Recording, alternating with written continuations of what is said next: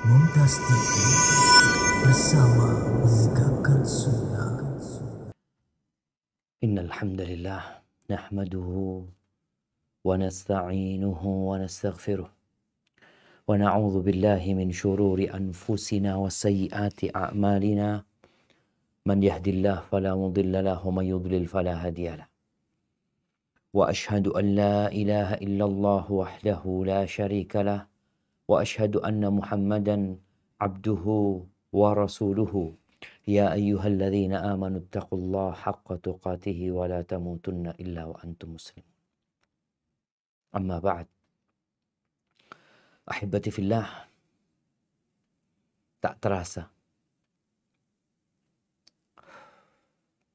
Ya, kita sudah berada di pertengahan bulan Ramadan.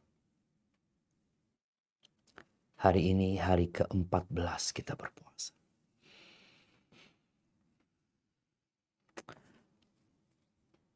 Sebagian kita mungkin sudah mulai kendor semangat.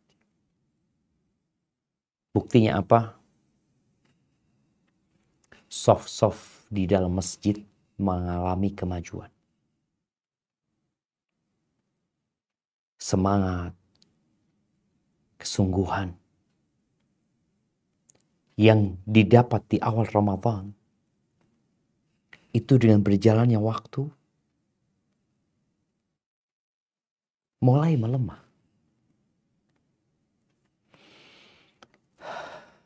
Ada yang sudah nggak puasa. Ada yang sudah nggak sholat. Apa sebenarnya yang terjadi, jemaah? Sebagian kita nggak sabar. Merasa Ramadan panjang sekali. Ramadan melelahkan. Di dalam mengabdi kepada Allah, kita membutuhkan satu unsur penting yang namanya as-sabr. Sabar. Maka tema kita hari ini menjaga kesabaran dan keteguhan di pertengahan Ramadan. Bagaimana kita bisa tetap ya, kalau bisa naik gitu. Seperti orang yang lari maraton 10 kilo. Ketika orang tahu, Anda cuma 10 kilo larinya. Maka dia akan mempersiapkan diri untuk 10 kilo itu. Sebagian kita persiapannya hanya untuk 2 kilo. Setelah 2 kilo dia tempuh, gak kuat lagi.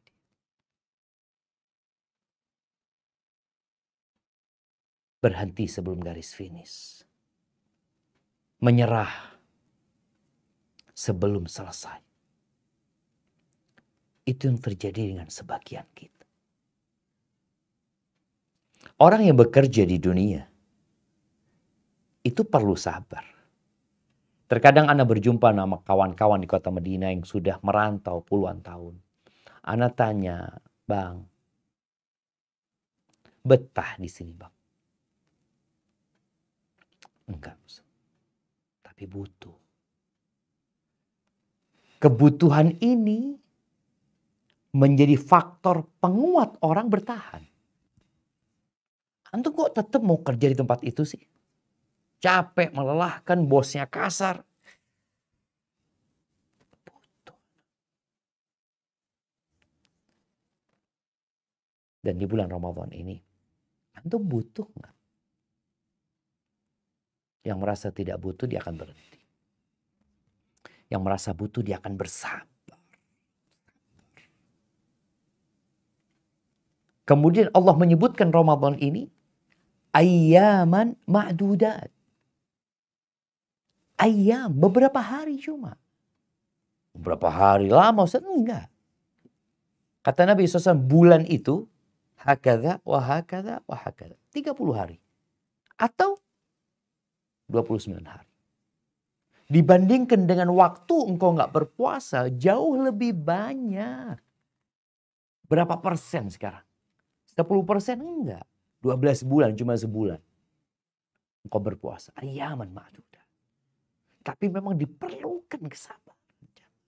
Sebagaimana orang-orang yang bekerja perlu sabar ya. Dan kalau bicara sabar, subhanallah, Ali bin Abi Thalib menyebutkan kesabaran ini dalam urusan agama, kedudukannya seperti kepala buat tubuh kita. Mungkinkah manusia hidup tanpa kepala? Manusia hidup mungkin tanpa tangan. Kita melihat ada orang-orang hidup tanpa tangan, kita melihat. Bahkan tanpa kedua tangan, dia hidup. Tanpa kedua kaki, masih hidup. Tanpa mata, dia hidup.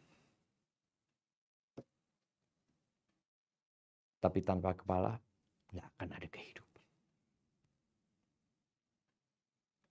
Dan itu kedudukan sabar dalam urusan agama. Ahibati fillah, di pertengahan Ramadan ini, tampak siapa yang serius dan siapa yang main-main. Kelihatan siapa yang bersungguh-sungguh dan siapa yang malas. Itu tampak. Jadi kalau engkau mau lihat orang yang bersungguh-sungguh dengan yang tidak, itu di pertengahan. Apalagi nanti di akhir. Di awal semuanya semangat. Semuanya semangat. Kita bisa buktikan hal itu. Bahkan orang yang gak sholat pun, di awal Ramadan dia semangat berpuasa, dia semangat sholat. Di awal. Tapi dengan berjalannya waktu, di sini nampak. Siapa yang bersungguh-sungguh dan siapa yang main-main. Siapa yang punya tekad yang kuat. Siapa orang-orang yang punya prinsip. Dan siapa yang seperti layangan yang putus. Dan kalau bicara sabar, ingat sabar itu bukan hanya menghadapi musibah. Oh, dizalimin orang, sabar. Terkena bencana, sabar. Ada sabar yang namanya as-sabru ala ta'ah. Sabar dalam ketaatan itu juga perlu. Sabar meninggalkan kemaksiatan sangat perlu sekali. Kalau kita mengikuti syahwat dan nafsu kita, nggak sabar kita nahan diri, ini kayak binatang. Tapi kita di bulan Ramadan diajarin tuh sabar. Dan sebagian orang bisa sabar. Kajian kita bagaimana kita bisa terus bersabar sekarang. Ini tinggalkan beberapa hari, tinggal 16 hari lagi insya Allah. Orang tuh kalau tahu, enggak lah bentar lagi nyampe. Benar, iya insya Allah. Dia akan semangat insya Allah ya. Karena dia udah gak kuat sebenarnya. Bentar lagi nyampe. Ahibati fillah. Puluhan kali Allah perintahkan kita bersabar dalam Al-Quran. Di antaranya di surat Ali Imran ayat 200. Allah berfirman. Apa kata Allah Azza wa Jalla? Nah. A'udzu billahi minasyaitonir rajim. Ya ayyuhalladzina amanu sabiru wasabiru warabitu wattaqullaha la'allakum tuflihun. Hai orang-orang yang beriman, bersabarlah kamu dan kuatkanlah kesabaranmu dan tetaplah bersiap siaga di perbatasan negerimu dan bertakwalah kepada Allah supaya kamu beruntung. Nah, siapa yang ingin merugi? Nggak ada. Tapi untuk beruntung itu perlu berjuang. Yang pertama apa? Isbiru. Sabar. Ya udah sabar. Wasabir. Kuatkan kesabaran. Sabar melaksanakan perintah. Sabar menjauhi larangan. Sabar menerima takdir buruk. Sabar menghadapi orang-orang yang mengganyang kita, yang nyakitin kita, yang ganggu kita. Sabar itu perlu menguatkan kesabaran. Wattaqullah warabitu. Jaga di perbatasan negeri-negeri. Ini perlu sabar juga. Meninggalkan keluarga. Demi menyelamatkan negeri-negeri Islam. Wattaqullah. Bertakwalah kepada Allah. baru beruntung. Bicara sabar, kata Nabi SAW tentang sabar ini, waman yatasabbar yusabbirhullah. Barang siapa yang berusaha untuk sabar, Allah jadikan dia penyabar. Jadi jangan lagi ada istilah orang mengatakan, ana ini memang kayak gini Ustaz, ana orangnya nggak sabaran, ana orangnya cepat terpancing emosinya, ana temperamental, ana. Waman yatasabbar yusabbirhullah. Barang siapa yang berusaha, berupaya, berjuang untuk sabar, nahan diri, berat, yusabbir. Allah akan jadikan dia orang yang penyabar. Sehingga kadang-kala ada fulan yang dulu fulan ini subhanallah biasanya marah-marah Ustaz, sekarang Masya Allah. Biasanya suka lempar-lempar, sekarang enggak lagi Ustaz. Biasanya suka memaki, sekarang enggak. Berusaha. Allah akan bantu, Allah akan berikan taufik. Wa ma u'tiya ahadun ata'an khairan wa awsa' minas sabr. Enggak ada Allah memberikan karunia kepada seseorang yang lebih baik dan lebih luas daripada kesabaran. Sabar itu ternyata rizki jamaah. Ya Allah.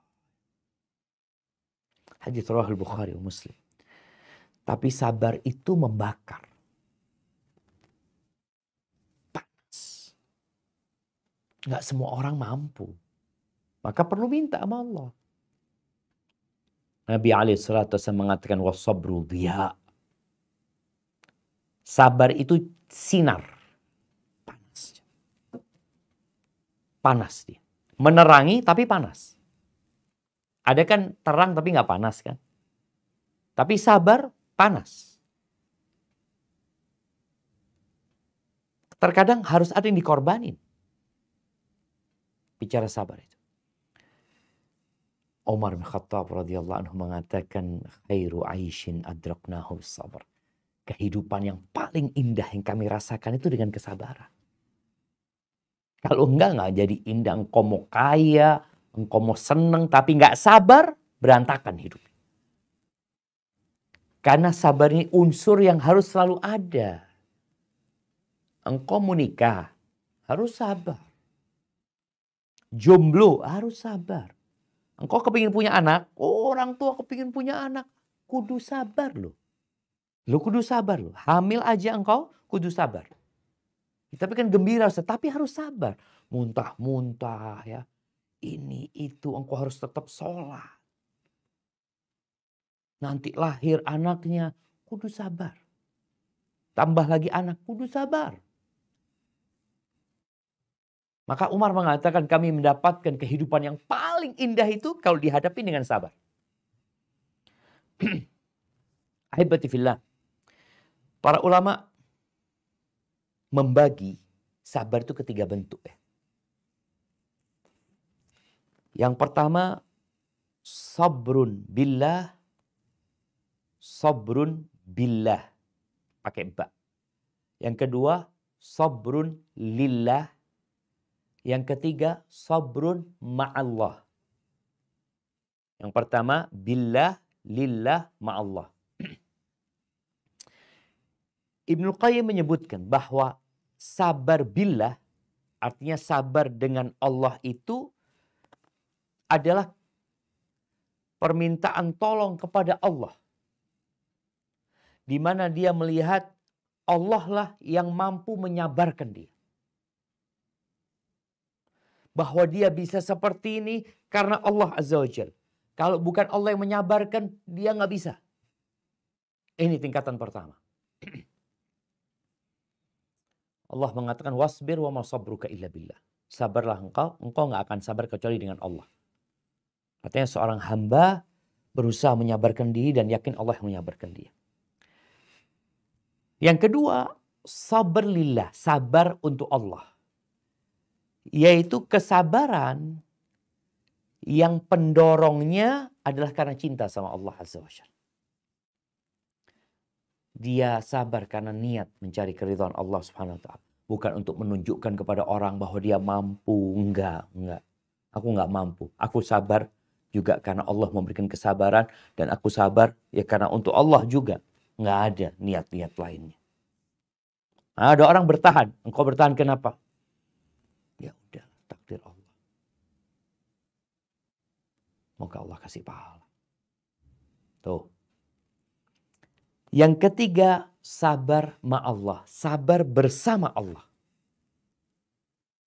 Ini yang paling berat. Sabar bersama Allah.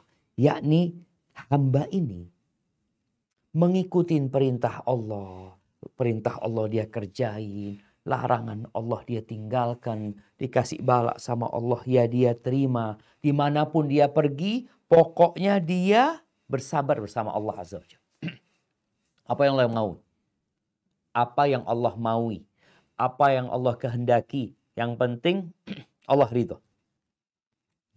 Ini yang namanya sabar dalam ketaatan. Sabar meninggalkan larangan. Dan sabar full tadi terkena musibah orang. Sudahlah. Allah kan menentukan ini. Yakin ana ketika Allah tentukan ini pasti ada hikmahnya. Pokoknya ana sama keinginan Allah Azza wa Jalla.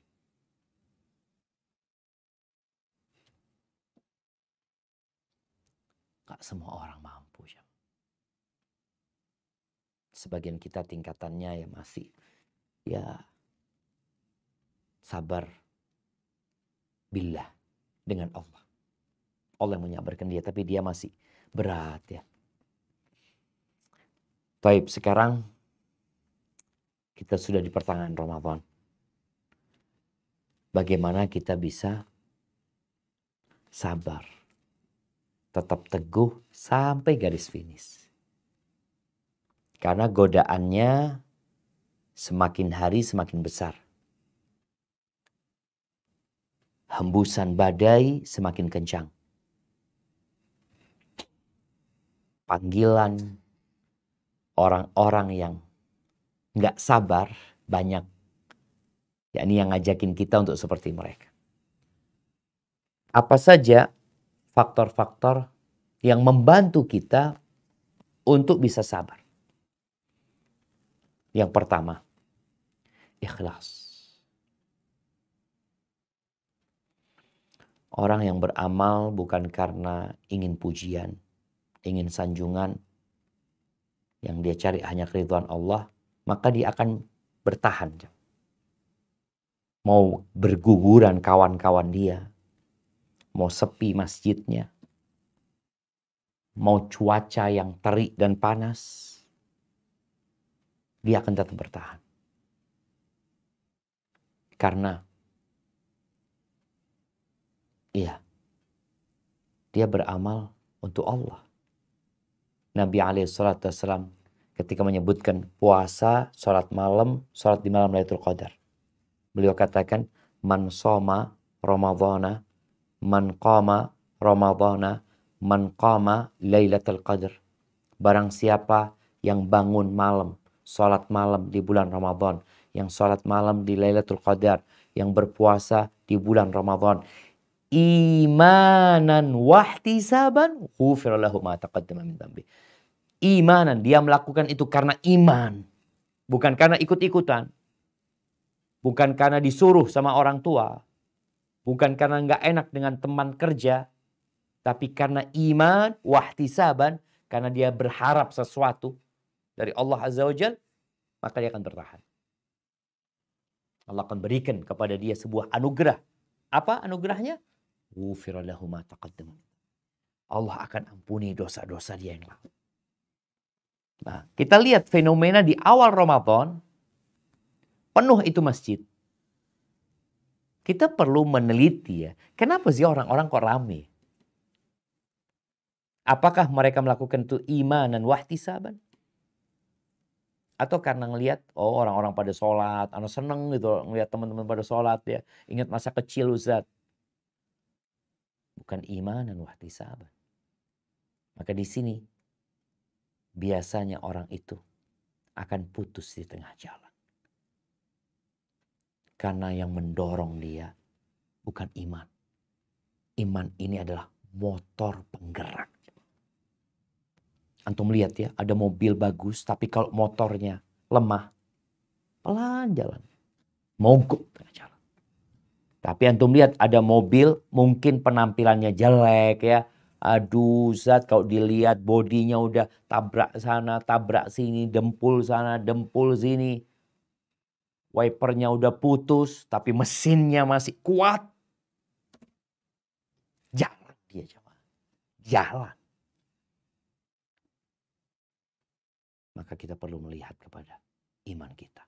Apa yang memotivasimu sebenarnya untuk beramal? Untuk puasa di bulan Ramadan. Yang kedua, doa. Karena tanpa pertolongan Allah, kita nggak akan mampu. Sehingga dalam setiap sholat kita berikrar, Iyyaka na'bud wa iyyaka nasta'in. Hanya kepadamu kami beribadah. Dan hanya kepadamu kami meminta pertolongan. Jelas. Tanpa pertolongan Allah nggak akan mampu kita ibadah. Nggak akan mampu engkau puasa, nggak bakalan. Kita melihat berapa banyak orang-orang yang gagah perkasa, yang sehat, kuat, muda belia, nggak mampu puasa. Antum lihat ya Allah, kesian nih orang. Kita ngeliat anak SD umur 9 tahun, badannya kurus, dia mampu berpuasa. Nih yang kuat nggak mampu berpuasa. Padahal dia cuma kerja di dalam kantor. Dasi, AC.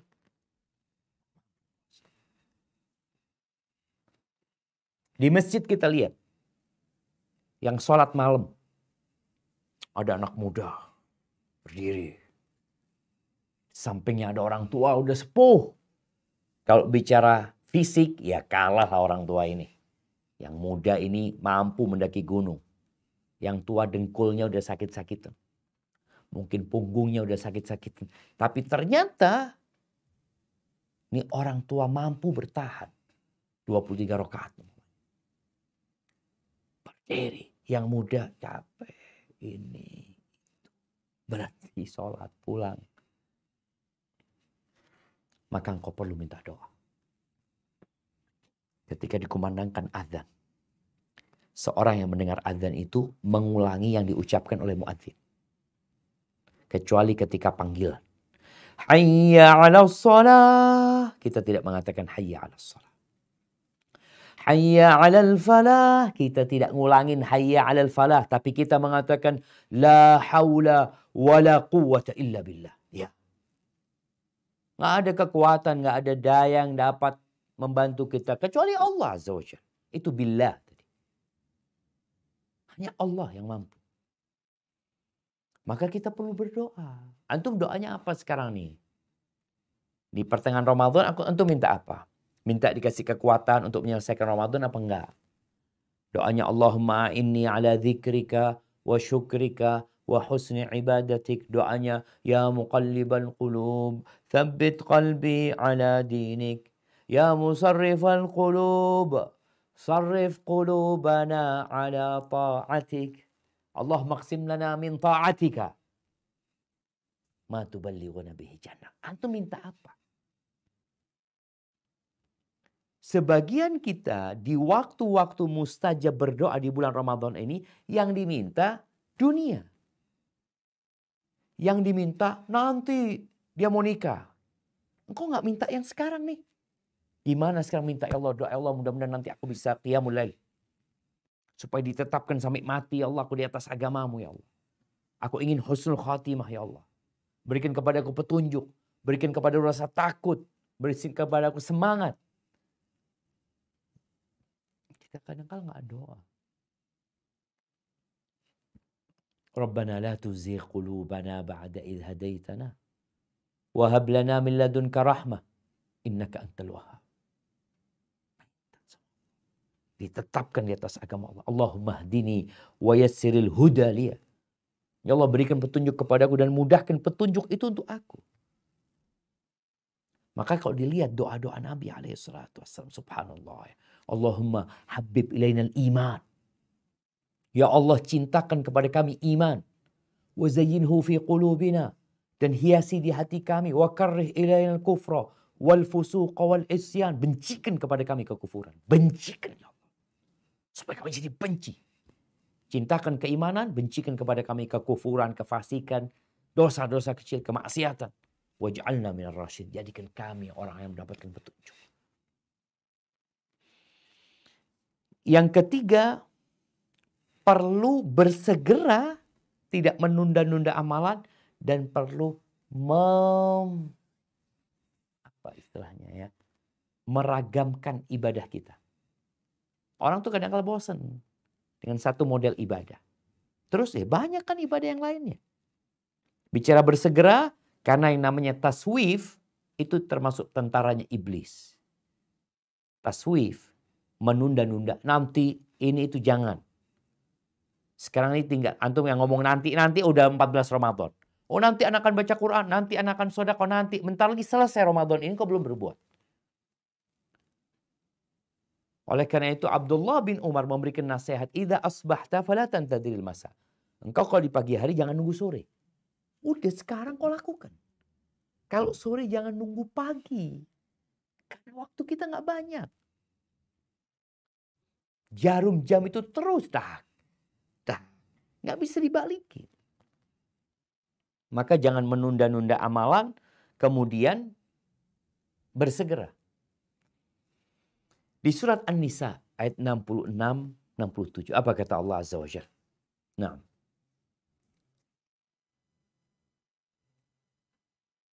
A'udzu billahi minasyaitonir rajim. Bismillahirrahmanirrahim. Walau anna katabna alaihim an iqtulu anfusakum aw ikhruju min diyarikum ma fa'aluhu illa qalilum minhum walau annahum fa'alu ma yu'aduna bih lakana khairan lahum wa ashadda tathbita wa idzal la'atainahum min ladunna ajran azima. Tambah satu ayat lagi. 68. Wala hadainahum siratam mustaqima. Barakallahu fiik. Nah. Dan sekalipun telah kami perintahkan kepada mereka, bunuhlah dirimu atau keluarlah kamu dari kampung halamanmu. Ternyata mereka tidak akan melakukannya, kecuali sebagian kecil dari mereka. Dan sekiranya mereka benar-benar melaksanakan perintah yang diberikan, niscaya itu lebih baik bagi mereka dan lebih menguatkan iman mereka. Dan dengan demikian, pasti kami berikan kepada mereka pahala yang besar dari sisi kami. Dan pasti kami tunjuki mereka kepada jalan yang lurus. Allahu Akbar. Itu buah dari segera melaksanakan perintah. Tidak menunda-nunda. Allah kuatkan hatinya. Allah berikan pahala yang besar. Allah kasih petunjuk ke jalan yang lurus. Tapi kalau orang-orang itu dikasih tahu, dikasih nasihat, nanti, ya subhanallah jamaah. Kita kalau punya anak, kita katakan, fulan ya Allah, ambil bukunya. Ya bentar bah. Apa yang akan terjadi dengan anak itu? Dia akan lupa. Dia akan lalai. Dan sulit untuk mengerjakan apa yang diperintahkan. Seorang suami manggil istrinya, fulana, tolong ambilin ini. Iya bentar, nanti. Apa yang akan terjadi? Kita tahu. Dan Allah menyebutkan kalau kita melaksanakan perintah, itu akan meneguhkan hati kita. Dikasih pahala, dikasih petunjuk. Maka Nabi SAW selalu mengatakan, badiru bil amal, cepat amalin. Sebelum datang urusan-urusan yang lain. Kecuali memang engkau nggak bisa. Oh, nggak bisa sekarang karena memang ada kerjaan. Tapi ketika engkau nggak apa-ngapain, amalkan segera. 14 hari udah lewat. Berapa rakaat sholat duha yang kau kerjakan? Berapa kali kau mengucapkan subhanallah wa bihamdihi subhanallahil azim? Berapa kali kau mengatakan Allahumma salli ala Muhammad wa ala ali Muhammad? 14 hari. Nanti dan nanti. Akhirnya ketinggalan. Bicara meragamkan, ya. Artinya memacam-macamkan ibadah. Iya, itu bagus. Orang juga akan semangat. Habis melakukan ibadah ini, ganti ibadah yang ini, ganti yang ibadah ini. Makanya kata Allah, فَإِذَا فَرَغْتَ فَانْصَبْ وَإِلَى رَبِّكَ فَارْغَب. Suatu hari Nabi SAW bertanya kepada para sahabatnya. Bagaimana beliau memotivasi para sahabatnya.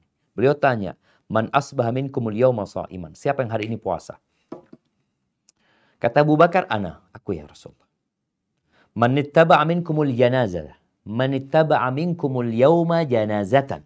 Siapa yang hari ini mengantarkan jenazah? Jawab Abu Bakar, ana. Puasa, ngantarin jenazah. Bayangin, sebagian orang kalau puasa, aduh lemes, capek. Aku sedang puasa. Ini puasa, lalu nganterin jenazah. Ketika sedang puasa. Radhiyallahu ta'ala anhu. Abu Bakar mengatakan, ana. Yang ketiga, Man at'amal yawma minkum miskinan. Siapa yang hari ini kasih makan buat orang miskin? Dia puasa nggak makan. Dia mengantarkan jenazah orang yang meninggal. Dia berbagi makanan kepada orang yang membutuhkan. Abu Bakar mengatakan, aku. Yang keempat, Man ada minkumul yawma maridhan. Siapa yang hari ini membesuk orang yang sakit? Abu Bakar mengatakan, ana. Apa jawab Nabi SAW? Melihat semua itu ada di diri Abu Bakar. Majtama'na fi imri'in illa dakhal jannah. Tidaklah kumpul di satu orang, masuk surga orang itu. Melainkan orang itu masuk surga. Maka kita perlu di bulan Ramadan ini, apalah, antum zikir, capek, gantilah. Apa? Ana mau baca Quran, baca Quran. Baca Quran Allah, baca salawat. Oh, ana mau bikin buka buat orang, kasih buka buat orang. Artinya banyak amal yang bisa kita kerjakan. Sehingga kejenuhan itu hilang, semangat itu datang. Karena biasanya orang kalau berpindah dari satu pekerjaan ke pekerjaan lain itu ada semangat. Contoh makan ya. Ada orang dikasih makan, makan, aduh enggak, udah kenyang. Udah, ini loh, enggak, udah kenyang. Taib nih, ada es krim. Oh, es krim enggak apa-apa. Dia makan es krim. Padahal dia ngomong kenyang loh. Kata dia udah es krim 6. Oh ini ada buah lagi. Oh buah nggak apa-apa. Padahal sama-sama masuk perutnya. Keberagaman itu memecah kesuntukan, kejenuhan, dan kebosanan. Maka perlu. Maka selesai ibadah ini, ganti ibadah ini, ganti ibadah ini. Bisa kita lakukan itu insya Allah. Kemudian yang keempat. Kita perlu lingkungan. Ya. Bulan Ramadan ini kita tahu masjid menjadi pusat kegiatan umat Islam. Apalagi nanti di 10 hari terakhir, masjid jadi tempat iktikaf. Bahkan nggak ada iktikaf kecuali di masjid. Maka ketika engkau capek di rumah, lelah di rumah, kau akan lihat orang-orang yang semangat. Ya Allah, anak sholat tarawih di rumah capek, berangkat ke masjid. Nggak harus tarawih di masjid, nggak harus tarawih berjamaah. Tapi kalau engkau ke masjid, kau ngelihat kawan-kawanmu sedang berdiri, yang ini sedang berdoa, yang itu sedang sholat sunnah, akan semangat. Datang ke majelis ilmu, membuat semangat. Jadi perlu lingkungan.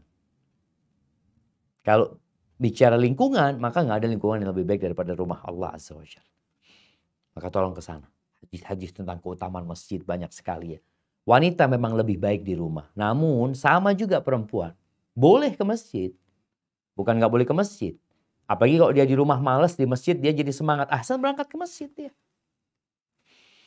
Taib, yang kelima. Perlu mengkaji kembali. Cerita orang-orang yang soleh. Cerita para nabi. Cerita para salafus soleh. Bagaimana mereka belajar. Bagaimana mereka membaca Al-Quran ya. Karena kalau kita melihat, ya Allah mereka sehari hatam 2 kali, kita jadi semangat. Oh mereka 1 rakaat 5 juz, 2 anak 1 rakaat. 11 rakaat 1 juz saja berat. Mereka 1 rakaatnya 5 juz. Jadi membaca cerita-cerita orang-orang yang semangat beribadah itu membuat kita lebih semangat lagi. Dan yang terakhir, memandang kepada balasan yang engkau akan dapat. Mukafa'ah, gaji yang engkau akan terima. Makanya kadang-kala ada orang, dia dikatakan, Mas, antum kerja ya? Iya, sampai jam 4. Nah, bisa nggak Mas? Nyambung sampai jam 10 malam. Oh nggak, capek anak ini itu. Anak kasih gaji 2 bulan. Kerja 1 hari kasih gaji 2 bulan. Kira-kira dia akan merasa capek? Dia, oh enggak, bismillah. Ya. Siap. Sampai jam 10 malam loh. Seharusnya dia pulang jam 4. Iya. Anak kasih gaji 2 bulan. Hilang capek dan lelahnya.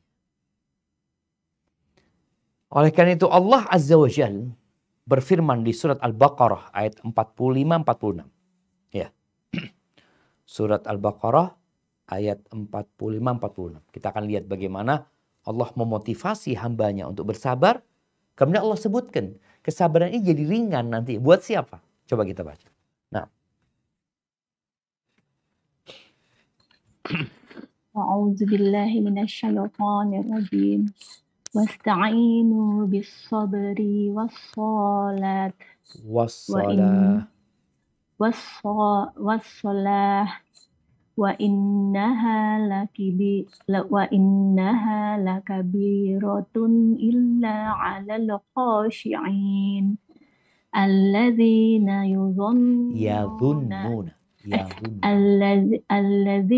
yazunnuna annahum mulaqu rabbihim wa annahum ilaihi raji'un. Dan mintalah pertolongan kepada Allah dengan sabar dan sholat. Dan sesungguhnya yang demikian itu sungguh berat kecuali bagi orang-orang yang khusyuk. Yaitu orang-orang yang meyakini bahwa mereka akan menemui Tuhannya dan bahwa mereka akan kembali kepadanya. Allahu Akbar. Jadi sholat, sabar itu berat. Kecuali buat orang-orang yang khusyuk. Yang tunduk sama Allah. Dia yakin akan berjumpa dengan Allah. Yakin akan dapat gaji. Iya. Yakin engkau. Nah. Dan kau melihat kepada gajinya orang-orang yang sabar. Balasan buat orang-orang yang sabar. Subhanallah. Innama yuwaffas sabiruna ajrahum bighairi hisab. Orang yang sabar itu dikasih balasan sama Allah tanpa perhitungan. Tanpa dihitung balasan buat mereka. Entah gimana, sudah dikasih maunya mereka. Kalau bicara posisi surga yang paling rendah, orang yang terakhir, jadi disebutkan dalam sebuah hadis Nabi Musa bertanya tentang orang yang terendah kedudukannya di surga Allah. Kalau orang sabar tadi dikasih balasan tanpa perhitungan. Itu orang yang dimasukkan ke surga setelah semua orang sudah masuk surga. Dia terakhir masuk surga. Dikatakan kepada dia, udkhulil jannah, engkau masuk surga. Kata orang ini, ay Rabbi, kaif? Waqad nazala an-nas manazila. Gimana ya Allah, orang sudah ambil posisinya masing-masing mereka. Habis sudah tempatnya. Kok bicara kaplingannya menurut dia sudah habis, diambil orang-orang semuanya. Dia terakhir sudah. Lalu ditanyakan kepada dia, atardo an yakuna laka mithlu mulki malikin min mulki dunya. Engkau mau enggak kita kasih kekuasaan, kenyamanan seperti raja-raja dunia? Robin, mau? Kata dia. Siapa yang enggak mau? Raja yang punya satu negeri, menguasai sebuah negeri. Atau raja yang menguasai sebuah benua. Mau enggak? Kasih kata, raditu. Iya, mau. Fayaqul laka dzalik. Engkau dapat yang kayak gitu. Wa mithlahu, double. Wa mithlu, double lagi. Sampai dikatakan 5 kali lipat. Engkau dapat 5 kali lipat seperti itu raja-raja dunia. Apa kata orang ini ketika Allah menyebutkan yang kelima, raditu rabbi, raditu rabbi. Sudah, aku ridho sudah. Artinya dia kebanyakan menurut dia. Dikasih satu aja mau, dia dikasih tambahan, ya Allah dia mengatakan raditu. Itu yang paling rendah. Maka antum bisa bayangkan yang paling tinggi derajat. Yang mereka disediakan surga khusus buat Allah. Yang Allah tanamkan pohon-pohonnya sendiri buat mereka di surga itu. Yang belum pernah dilihat oleh mata. Ditutup sama Allah. Gak pernah ada mata yang melihat. Gak ada telinga yang mendengar. Gak ada juga yang pernah terbetik dalam hati manusia keindahan. Maka saatnya kita berlomba-lomba. Fiha ma tashtahihi anfus wa talatul a'yun. Ya Allah, bersegalanya. Diinginkan jiwa ada di situ. Maka semoga ini memotivasi kita. Untuk semangat. Nggak lama jemaah. Tinggal 16 hari lagi insya Allah. Barakallahu fiik. Itu mungkin dapat Anda sampaikan. Kita masuk ke sesi tanya jawab. Anda kembalikan ke moderator. Jazakillah khair.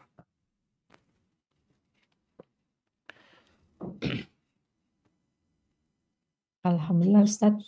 Jazakallah khair wa barakallahu fiik Ustaz untuk penjelasan dan kajiannya. Dan izin untuk membacakan pertanyaan pertama Ustaz. Barakallahu fiik.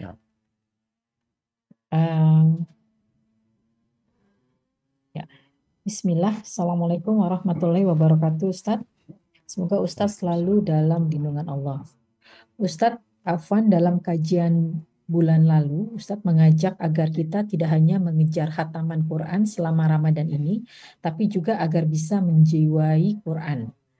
Mohon penjelasannya Ustaz, karena selama ini Ana memang hanya mengejar khataman, sementara kalau untuk memahami berarti harus juga membaca arti dan tafsir. Apakah itu maksudnya Ustadz? Bagaimana dengan penjelasan bahwa bahkan penghafal Quran pun diminta untuk membaca mengejar pahala huruf Quran? Masya Allah. Barakallah. Naam, ahibati fillah.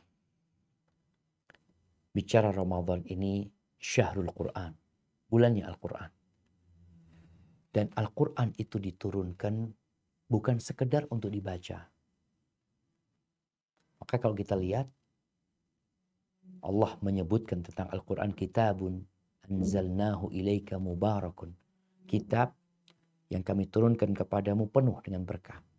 Untuk apa itu kitab diturunkan? Liyadabbaru ayati. Agar mereka mentadabburi, tadi menjiwai ayat-ayatnya. Waliyatadzakkara ulul albab. Agar orang-orang yang orang-orang yang berakal itu mengambil pelajaran. Bagaimana kita akan mengambil pelajaran? Bagaimana kita akan mendapatkan petunjuk dari Al-Quran kalau kita nggak tahu dengan apa yang kita baca? Mau 1000 kali kita baca, kita nggak ngerti. Kalau ternyata ayat ini, oh ternyata pengharaman riba ayat ini. Oh ternyata ini ayat disuruh sabar. Oh ternyata ayat ini berbicara tentang kematian. Oh ini berbicara tentang merawat anak, mendidik anak. Jadi tatkala kita membaca tanpa memahami, bukan nggak dapat pahala, tetap dapat pahala. Tapi nggak dapat hidayah. Karena tidak memahaminya. Maka Allah mengatakan, afala yatadabbaruna al-Quran. Kenapa mereka nggak mentadabburi Al-Quran? Tapi bagaimana menggabungkan sekarang antara kita berlomba-lomba menghatamkan hurufnya, dengan kita tetap menghatamkan, tapi dengan memahami. Jadi masalahnya itu di kita. Orang-orang terdahulu, para imam itu, mereka biasa seperti umpamanya An-Nakhai, atau Ibn Da'amah Sadusi ya. Qatadah bin Da'amah Sadusi. Mereka itu sebelum Ramadan biasa menghatamkan Quran tiap 7 malam. Sebelum Ramadan. Maka kita kalau bicara Ramadan, kita ingin menghatamkan. Engkau mau menghatamkan berapa kali Ramadan ini? 2 kali, 3 kali, 4 kali. Ini Qatadah sebelum Ramadan, dia tiap bulan 4 kali hatam. Dan mereka orang yang bisa berbahasa Arab. Mereka orang-orang yang ketika membaca, insya Allah juga memahami. Ketika masuk bulan Ramadan, dikejar nih, ditambah nih. Dari 7 hari, jadi 3 malam. 3 malam dia ngejar tuh. Tapi tetap bisa memahami tetap. Karena dia bahasa dia gitu. Apa yang dia baca, dia paham gitu loh. Ketika masuk 10 hari terakhir, dia tambah lagi. Tiap malam. Posisinya dia tetap memahami gitu loh. Hanya mungkin tadi, karena orang yang sudah biasa memahami jamaah, akan mudah bagi dia. Tadi, dia yang awalnya 7 hari, 7 malam, ganti 3 malam. Jadi semakin biasa dia baca Quran. Ayat itu dia ulangi lagi, dia ulangi lagi terus. Ketika masuk 10 hari terakhir, udah bisa lari seakan-akan gitu dia. Tiap malam dia khatam Quran. Untuk mengejar apa? Lailatul Qadar. Karena beramal di malam, 1 malam itu lebih baik dari 1000 bulan. Dia ingin 1 malam itu dia punya amalan khatam Quran semalam. Tiap malam dia kejar. Jadi tetap orang yang mau baca hurufnya tafadhol. Engkau tetap dapat pahala. Tapi berbeda dengan orang yang membaca hurufnya, memahaminya, kemudian menghayati, tentunya tingkatannya lebih. Cuma sayangnya tadi memang kebanyakan kita ini bicara ini kan karena kita nggak pernah khatam Quran kecuali Ramadan gitu loh. Sehingga kita bingung gimana, anak kepingin khatam Ramadan ini gitu loh. Seharusnya jamaah setiap bulan kita khatam. Masuk Ramadan ditambah tuh levelnya. Karena antum sudah biasa baca gitu. Baca sama artinya juga udah biasa. Sehingga insya Allah semakin faham dengan artinya. Hadza wallahu a'lam bissawab. Barakallahu fiik Ustaz. Afwan, ini ada satu lagi juga yang terkait. Kalau di sini terkait dengan bahwa ibadah bisa mencari yang supaya tidak membosankan gitu. Nah, ini dikatakan bahwa dalam tengah bulan Ramadan ini tiba-tiba dia merasa lelah karena dia mencoba 1 rakaat 1 halaman Quran dalam taraweh. Nah, kemudian karena dia merasa lelah, maka saat ini meninggalkan taraweh dan mencoba fokus mengejar, membaca dan memahami Al-Quran, Ustaz.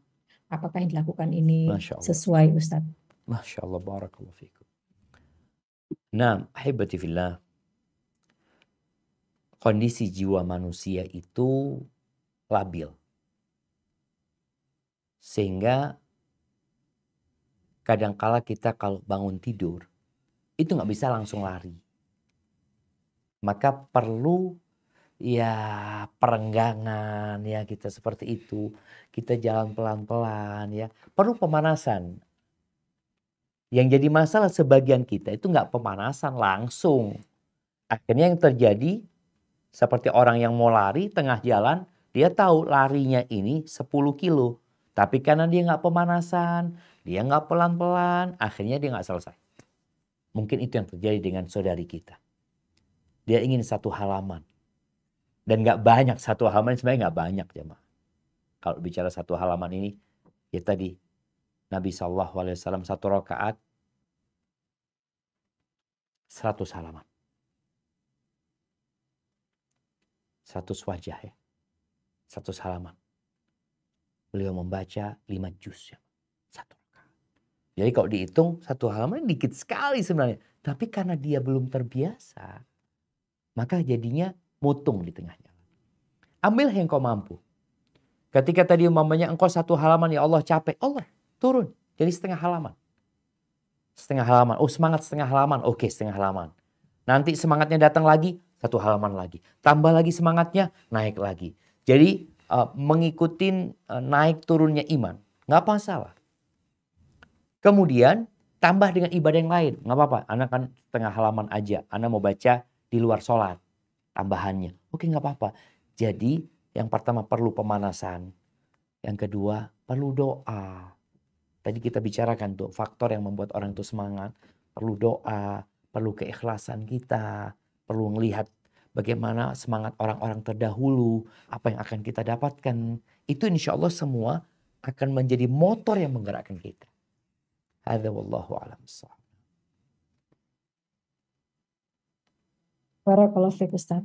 Berikutnya kita akan mempersilahkan satu jamaah Ummu Rahmi untuk bertanya langsung. Afwan, Ummu 1 pertanyaan dan langsung ke pertanyaan singkatnya ke Ustaz. Tafadholi. Assalamualaikum warahmatullahi wabarakatuh. Waalaikumsalam warahmatullahi wabarakatuh. Ahlan wa sahlan. Em, Barakallahu fiik. Semoga Ustadz selalu dalam lindungan Allah Subhanahu wa Ta'ala.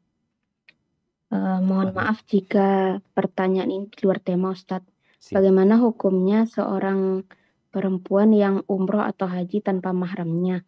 Kalau dikatakan tidak boleh tanpa mahram, lalu bagaimana dengan menggunakan travel haji atau umroh itu? Mohon penjelasannya Ustadz. Barakallahu fikum. Assalamualaikum warahmatullahi wabarakatuh. Masya Allah, barakallahu fiik. Naam, ahibati fillah. Umrah di bulan Ramadan ini seperti haji bersama Rasul sallallahu alaihi wasallam. Kalau pertanyaannya umrah atau haji tanpa mahram, sebenarnya kurang tepat. Karena yang bermasalah itu safar tanpa mahram. Jadi bukan umrah sama haji. Safar tanpa mahram. Artinya orang ini mudik tanpa mahram, gimana hukumnya Ustadz? Nah, gitu loh. Nih umpamanya pulang kampung tanpa mahram, nih berangkat ke luar kota kerja. Jadi urusannya bukan dengan haji, dengan umroh. Karena hadis itu, hadisnya berkaitan dengan la tusafirul mar'ah. Perempuan nggak boleh safar kecuali dengan mahram. Jadi bukan perempuan nggak boleh haji, bukan perempuan nggak boleh umroh, tapi perempuan nggak boleh safar. Maka yang Anda sampaikan kepada seorang perempuan yang memang dia ini nggak pernah safar kecuali tanpa mahram. Kecuali dengan mahram, afwan. Dia tidak pernah safar kecuali dengan mahramnya. Maka ketika dia daftar haji umroh, Anda ngomong jangan. Cari mahram. Tapi ketika dia biasa kemana-mana tanpa mahram, dia berangkat ke Singapura tanpa mahram. Waktu haji dan umroh dia tanya, apa harus pakai mahram? Jadi pertanyaan yang tidak tepat. Karena berkaitan dengan safarnya. Kalau umroh tanpa mahram, safar tanpa haji tanpa mahram, haji dan umrohnya sah. Haji dan umrohnya sah. Karena mahram bukan syarat sahnya haji atau umroh. Mahram hanya menjadi ketentuan dalam perjalanan. Mungkin seperti itu. Hadza wallahu a'lam. Barakallahu fiik Ustaz. Pertanyaan berikutnya. Bismillah, Assalamualaikum warahmatullahi wabarakatuh Ustadz. Waalaikumsalam. Semoga Allah senantiasa merahmati Ustadz dan keluarga serta tim kajian. Ustadz, bagaimana menghadapi orang tua yang tidak berpuasa tanpa uzur syar'i? Ana sudah mendoakan orang tua Ana agar Allah memberikan hidayah, namun sampai Ramadan tahun ini Allah belum memberikan hidayah ke orang tua Ana. Ana sedih memikirkan ini dan bagaimana keadaannya setelah kematian orang tua nanti. Ini terkait ada beberapa yang serupa Ustadz, bagaimana dengan orang tua yang dahulu tidak berpuasa Ramadan, apakah bisa digantikan oleh anak, apakah harus dulu syaratnya orang tua bertobat dulu baru bisa kita gantikan, dan bagaimana kita bisa berbakti gitu Ustadz. Allahu Akbar jemaah. Mahalnya hidayah. Maka kita perlu mempertahankan hidayah yang Allah berikan. Dan semoga Allah mematikan kita husnul khatimah. Berkaitan dengan orang tua yang belum puasa, yang sampai hari ini nggak puasa. Masalahnya di motor. Motornya ini lemah. Maka yang perlu dipikirkan bagaimana memperbaiki motornya. Imannya. Hatinya. Seringkali kita sampaikan banyak orang itu tahu hukum, tapi tidak kenal dengan yang menetapkan hukum itu. Terus terang ana ketika duduk sama orang duduk, dia biasa-biasa aja. Tapi ketika ada yang berbisik sama ana, itu loh ownernya si Sesau. Seperti, oh ini, ahlan sahlan. Beda cara bergaulnya. Ketika kita kenal sama Allah Azza wa Jalla, maka kita, walillahil matsalul a'la. Kita akan lebih mengagungkan Allah Subhanahu wa ta'ala. Kalau dikatakan kepada orang, ini loh yang ngasih perintah, ini yang ngasih kaki sama engkau. Yang mewajibkan puasa ini yang ngasih dua mata sama engkau. Sehingga orang tahu bahwasanya Allah ketika memerintahkan ini, Allah udah kasih sama kita segala fasilitas gitu. Bagaimana kita mengenalkan orang tua dengan nikmat? Maka perlu duduk sama orang tua ya. Bahas tafsir juz amma, bahas tafsir ayat-ayat tentang nikmat yang Allah berikan. Lalu lihat apa sih yang Allah pinta sebenarnya. kemudian ajak ziarah kubur untuk melembutkan hatinya, datang ke tempat orang-orang yang susah hidupnya. Sehingga ketika hati ini lembut, harapannya dapat hidayah. Tapi ingat, itu hanya usaha. Karena hak memberikan hidayah hanya milik Allah Azza wa Jalla.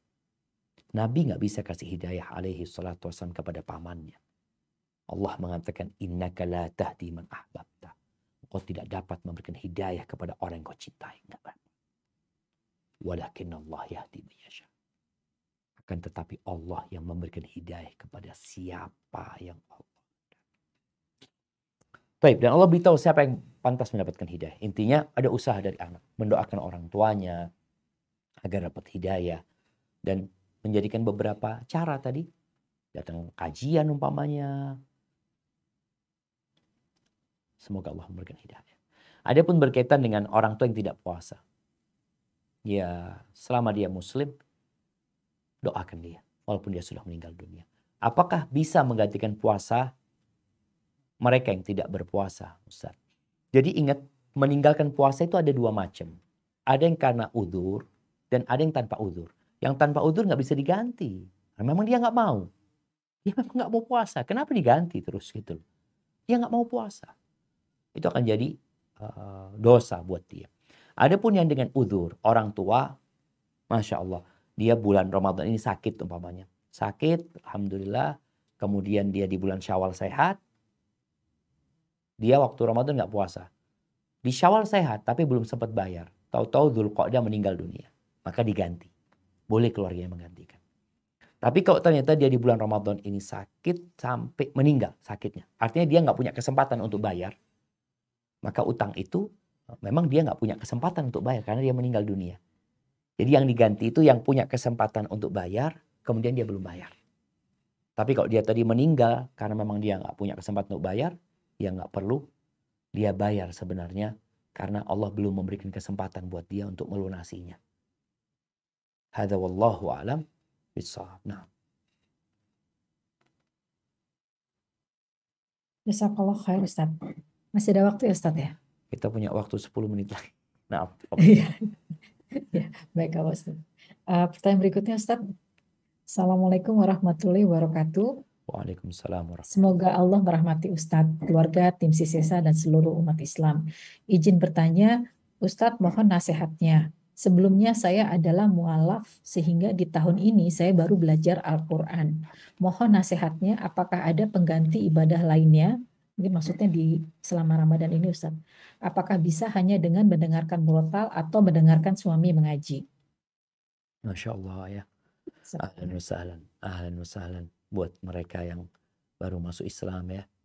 Kita perlu memberikan perhatian lebih kepada mereka. Karena biasanya Nabi SAW kalau ada orang baru masuk Islam disuruh ajarin ya. Kemudian disuruh fahamkan agama, disuruh ajarin Quran. Kenapa dia diajarin Quran? Karena Quran ini sumber agama gitu. Ketika orang mau paham agama, ya dibaca Qurannya. Tapi bagaimana sekarang ketika dia baru belajar Quran? Apa yang bisa dia lakukan? Dia terus belajar. Engkau bisa baca Quran artinya. Engkau baca artinya.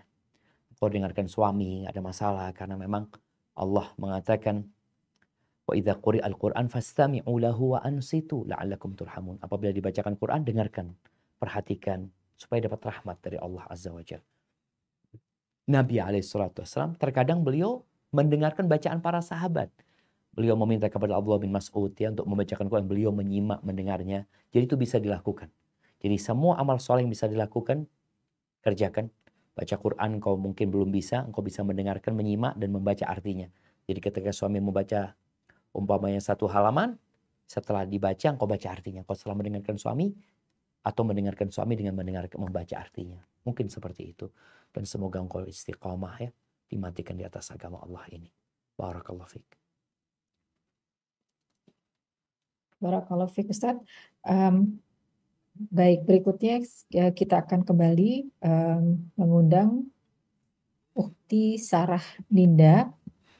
Afan Ukhti, satu pertanyaan singkat dan sebisa mungkin sesuai tema. Tafadholi Ukhti.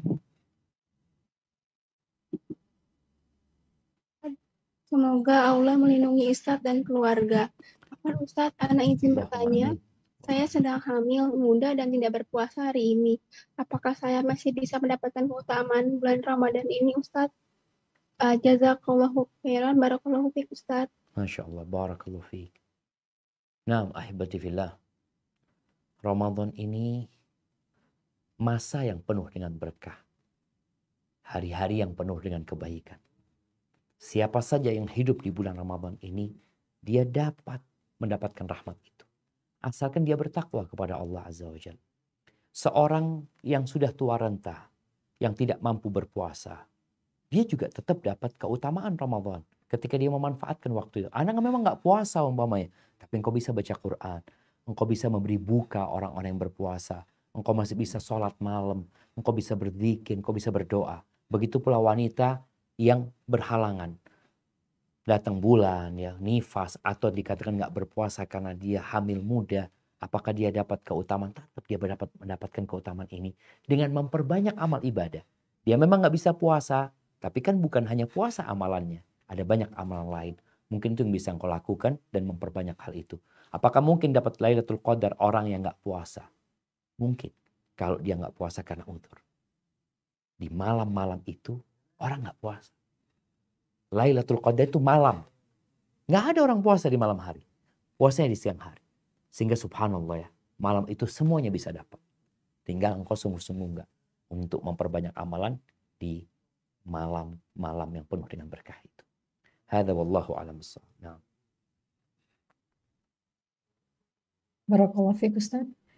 Dan untuk masih ada waktu, Ustaz, ya, satu pertanyaan lagi, Ustaz. Tafadhali, Insyaallah ya, Ustaz. barakallahu fiik. Baik, Ukhti Tias Alifa, Afwan, satu pertanyaan singkat dan sesuai tema. Tafadhali, Ukhti.